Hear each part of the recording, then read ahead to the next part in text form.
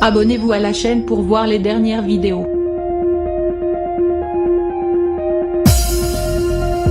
Avant de percer en tant que comédienne, Meghan Markle a pendant un temps été hôtesse dans le jeu Deal or No Deal.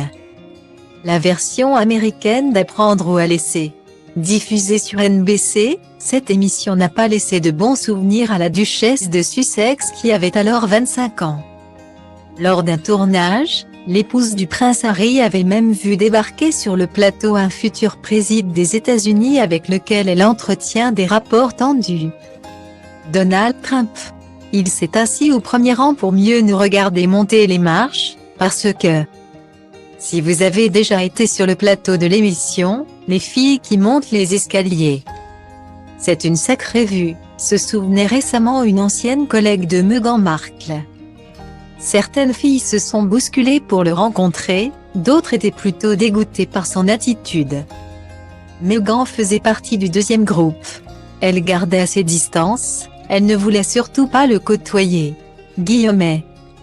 La mère d'Archie et Lilibet, qui recevait Paris Hilton, pour un nouvel épisode de son podcast Archetypes s'est remémoré son passage dans l'émission. J'avais étudié les relations internationales à l'université quand je me suis retrouvée sur le tournage de Deal or No Deal.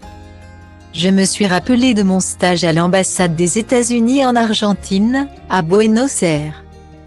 Où j'étais valorisée pour mon intelligence. Dans l'émission, c'était totalement l'inverse.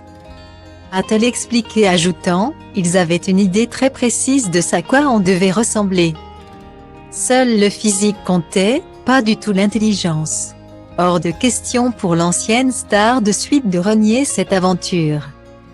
Mais elle confessait néanmoins avoir tourné cette page avec soulagement. Je savais que je valais mieux que ce que je projetais sur scène. Je ne me sentais pas intelligente. Guillaumet. Des propos qui ont fait bondir l'une de ses anciennes partenaires de l'émission. Claudia Jordan, devenue l'une des stars de l'émission Real Housewives of Atlanta, a réagi dans la foulée des déclarations de la belle-sœur du prince William. Ce mardi 18 octobre, elle a catégoriquement nié toutes les affirmations de Meghan concernant l'émission. Claudia a ainsi déclaré en story, sur son compte Instagram, pour que les choses soient claires.